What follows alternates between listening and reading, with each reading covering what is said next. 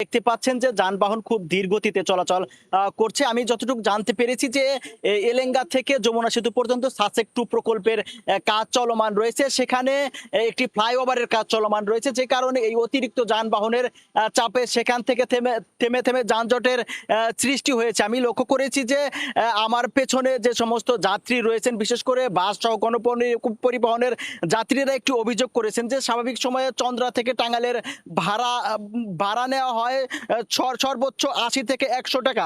সেখানে আজকে ভাড়া নেওয়া হচ্ছে তাদের কাছ থেকে ৩০০ থেকে ৪০০ টাকা পর্যন্ত। আমি দেখেছি যে এই মহাসড়কে বিশেষ করে অনেকে গণপরিবহন না পেয়ে খোলা ট্রাক, পিকআপ ও মালবাহী যানবাহনের যে ট্রাকগুলো রয়েছে সেই ট্রাকের ছাদে করেও তারা জীবনের ঝুঁকি নিয়ে তারা ভোট দিতে তারা উত্তরবঙ্গে যাচ্ছেন। আরেকটি বিষয় জানিয়ে রাখি যে এই মহাসড়ক হয়ে ঢাকা টাঙ্গাইল মহাসড়কটি উত্তরাঞ্চল সহ আশেপাশের অন্তত ২৩ জেলার যানবাহন চলাচল করে থাকে। সেখানে আমরা যতটুকু জেনেছি যে যমুনা সেতুতে ২৪ ঘন্টায় স্বাভাবিক সময়ে ২২ থেকে ২৩ হাজার যানবাহন পারাপার হলেও সেই যানবাহনের চাপ আজকে কয়েকগুণ।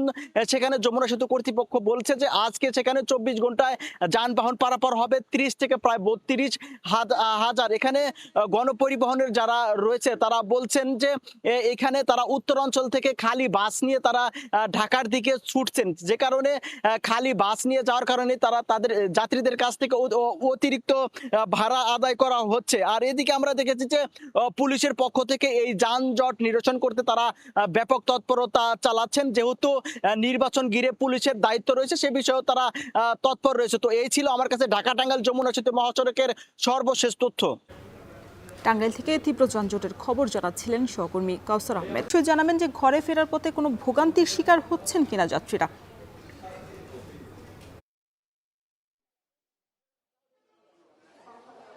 হ্যাঁ রওশন, আপনি জানেন যে আর একটা দিন পরেই কিন্তু ত্রয়োদশ জাতীয় নির্বাচন।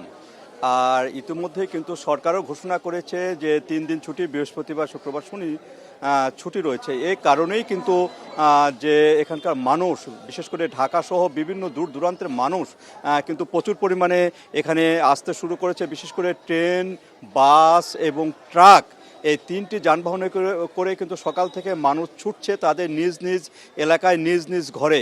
এবং আজকে আমরা লক্ষ্য করলাম যে এখানে ট্রেনের যে শিডিউল, সেই শিডিউলও বিপর্যয় হয়েছে এরকম ভিড় হওয়ার কারণে।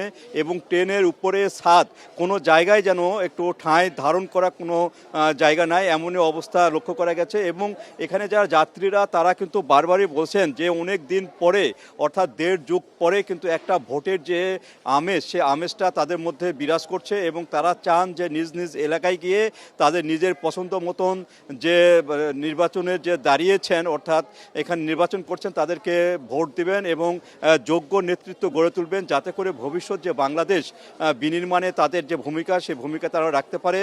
এবং তাদের যে আশা আকাঙ্ক্ষা, এলাকার যে উন্নয়ন, সবগুলো মিলেই তারা চিন্তা করছেন যে এবারে নিজে তারা ভোট দিবেন এবং কেন্দ্রে যায় ভোট দিবেন। এতে করে তারা এখনই তারা লক্ষ্য করছেন যে এখন পর্যন্ত তাদের বড় ধরনের কোনো ধরনের অপ্রীতিকর ঘটনা ঘটে না, তাই তারা নিজে তারা কেন্দ্রে গিয়ে ভোট দিতে চান এবং তারা ভোটের মাধ্যমে তাদের নির্বাচিত করতে চান তাদের প্রতিনিধি। এই কারণেই কিন্তু প্রচুর পরিমাণে মানুষ কিন্তু এখানে ছুটছেন। আর ভোগান্তির কথা সেটি কিন্তু তেমন কোনো ভোগান্তি দেখা যায়নি। বিশেষ করে ট্রেনের যে ভোগান্তিটা, সেটা ছিল প্রচুর পরিমাণে ভিড় লক্ষ্য করা গেছে। এখানে দাঁড়ানোরও ঠাঁই নাই এবং ছাদেও এখানে বসার কোনো ঠাঁই নাই, এমনই ছিল। তো এইভাবে কিন্তু মানুষ তারা নিজ নিজ বাড়িতে যাচ্ছেন এবং ভোট দেওয়ার প্রস্তুতি নিচ্ছে। তো এই ছিল রওশন আমার কাছে বগুড়ার যে রেল স্টেশন, ঘরে ফেরা মানুষের সবশেষ খবর। বগুড়ার রেল স্টেশন থেকে যুক্ত ছিলেন মাজিদুর রহমান।